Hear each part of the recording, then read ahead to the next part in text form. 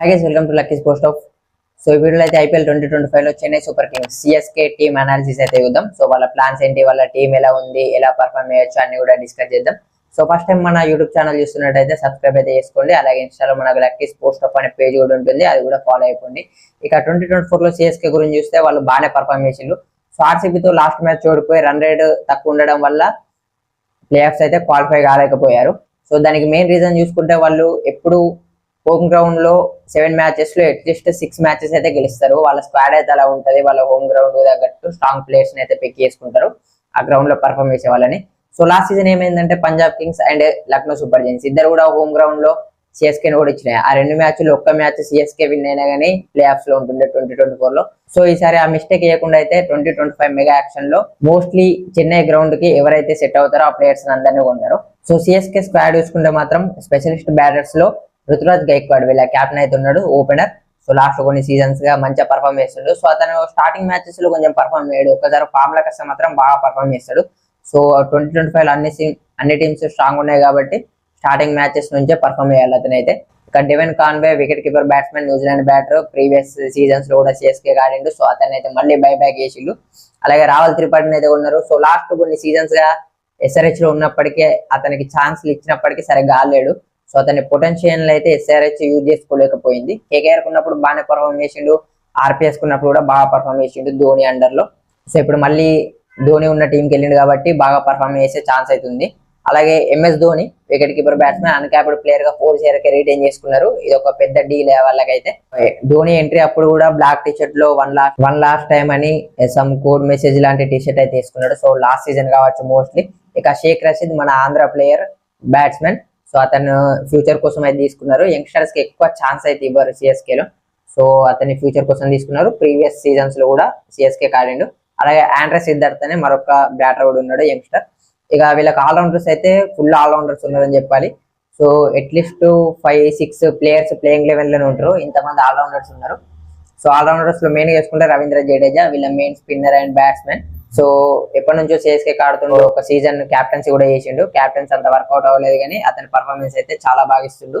So ఇక Sivan Dubey previous season కూడా CSK ఆడిండు. So అతన్ని అయితే రిటైన్ చేసుకున్నారు. సో సిఎస్కే వచ్చి మంచి కంబ్యాక్ ఇచ్చిండని చెప్పాలి. ఇండియా టీం కూడా సెలెక్ట్ అయ్యిండు. T20 వరల్డ్ కప్ స్క్వాడ్ లో ఉండి విన్ కూడా చేయించిండు. T20 వరల్డ్ కప్ మంచి క్యామియో ఆడి లాస్ట్ లో. సో శివన్ దూబే కూడా ఒక మంచి ప్లేయర్ చెప్పుకోవచ్చు వీళ్ళకి మీల్ ఆర్డర్ లో నెంబర్ 4 లో. అలాగే విజయ్ శంకర్ అయితే కొనుక్కున్నారు. జీటీకి లాస్ట్ 2 సీజన్స్ లో కొంచెం బాగా ఆడిండు. అంతకుముందు ఎస్ఆర్హెచ్ కి పర్ఫామ్ చేయకపోయినా కానీ జీటీకి అయితే మంచిగా పర్ఫామ్ చేసిండు. సో సిఎస్కే చెన్నై బాయ్ అతను కాబట్టి సో హోమ్ గ్రౌండ్ లాంటిది అతనికి. సో ఇక్కడ ఇంకా బాగా పర్ఫామ్ చేయొచ్చు ఛాన్స్ వస్తే, కానీ ఛాన్సెస్ ఎంతవరకు వస్తాయో చూడాలి అతనికి. అలాగే దీపక్ హుడాని కొన్నారు. లక్నో సూపర్ జైంట్స్ కి బాగా ఆడిండు.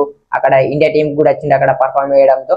సో తర్వాత లాస్ట్ 2 సీజన్స్ గా అంత పర్ఫామ్ చేయలేడు, కానీ మంచి యూటిలిటీ ఉన్న ప్లేయర్, సిఎస్కే కి పర్ఫెక్ట్ ప్లేయర్ అని చెప్పొచ్చు. ఎందుకంటే నెంబర్ 3 లో నెంబర్ 4 లో బ్యాటింగ్ చేయగలడు, అలాగే స్పిన్ బౌలింగ్ కూడా వేయగలడు కాబట్టి వీళ్ళ సెటప్ కి సెట్ అయ్యే ప్లేయర్ అతను. ఇక శామ్ కరణ్ ని మళ్ళీ బైబ్యాక్ చేసుకున్నారు. సో పంజాబ్ కింగ్స్ లాంటి ఫ్రాంచైజ్ 18 CR పెట్టి కొనుక్కుంటే శామ్ కరణ్ ని వీళ్ళైతే జస్ట్ 4 to 5 CR లోనే తెచ్చేసుకున్నారు.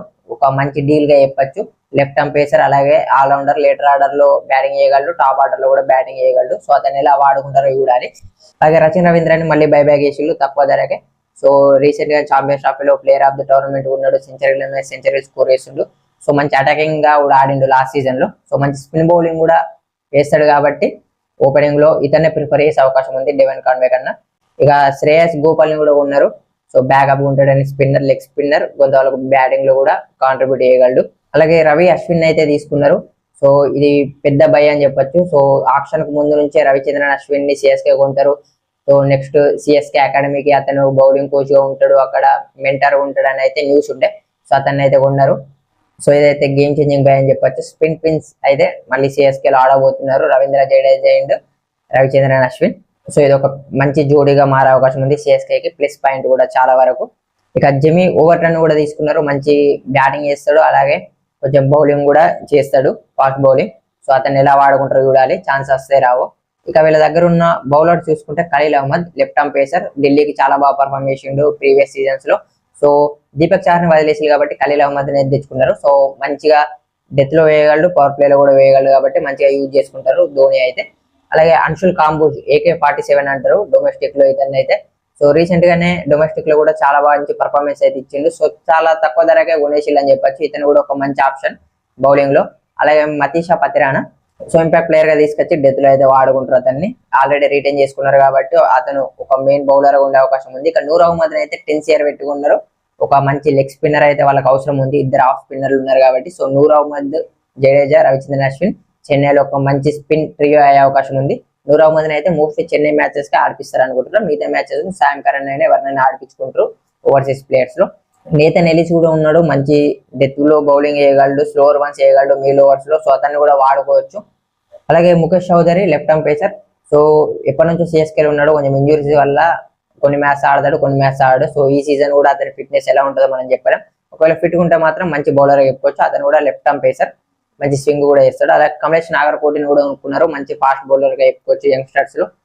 సిఎస్కే ప్లేయింగ్ 11 చూసుకుంటే రుతురాజ్ గైక్వాడ్ వీళ్ళ కెప్టెన్, ఓపెనర్. అలాగే రచిన్ రవీంద్రన్ అయితే నేను ప్రిఫర్ చేస్తా. చెన్నై లాంటి గ్రౌండ్ లో స్పిన్ బౌలింగ్ తో కూడా ఎఫెక్టివ్ గా బౌలింగ్ చేస్తాడు కాబట్టి బ్యాటింగ్ లో అటాకింగ్ ఆడతాడు. సో రచిన్ రవీంద్రన్ అయితే ప్రిఫర్ చేస్తా డెవెన్ కాన్వే కన్నా. నెంబర్ 3 లో రాహుల్ త్రిపాఠిని ఆడిపిస్తే బాగుంటది. అతనికి ఫ్రీడమ్ ఇస్తే మాత్రం చాలా బాగా ఆడే అవకాశం ఉంది. ఇక నెంబర్ 4 లో Shivam Dube pace bowling allrounder. Number 5 లో దీపక్ హుడా, విజయ్ శంకర్.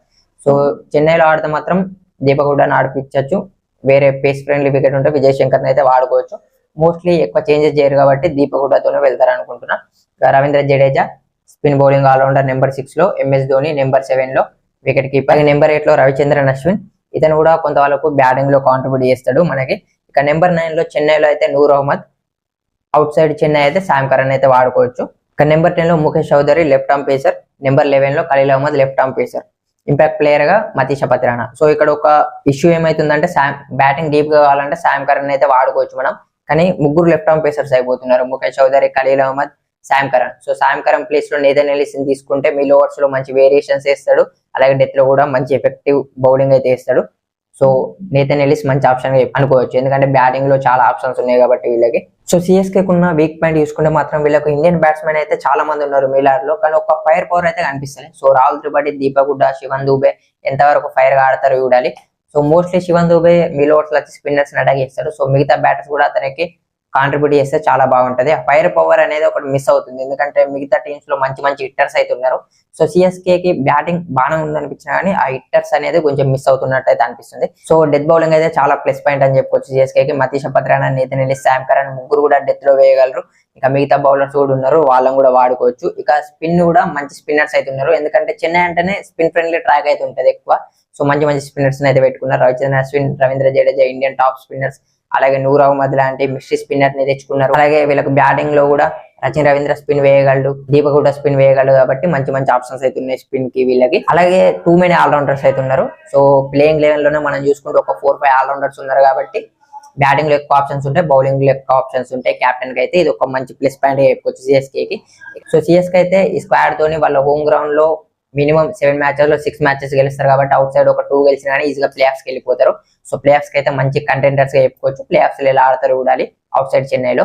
సో వీళ్ళకు స్పిన్నర్స్ మంచిగా ఉన్నారు కానీ చెన్నై, లక్నోలో తప్ప ఎక్కువ స్పిన్ ఫ్రెండ్లీ ట్రాక్స్ అయితే ఉండే, మోస్ట్లీ బ్యాటింగ్ ట్రాక్స్ ఉంటాయి అంతటా. సో అక్కడ వీళ్ళు ఎలా ఆడతారు చూడాలి out side Chennai. So CSK team గురించి అయితే వీడియో. సో ప్లేయింగ్ 11 ఎలా అనిపించింది, అలాగే టీం ఎలా ఉంది అనుకుంటారో కింద కామెంట్ లో చెప్పండి. అలాగే ఈ వీడియో అయితే లైక్ చేయండి, అలాగే ఇన్స్టాలో కూడా మన పేజ్ ని ఫాలో అయిపోండి.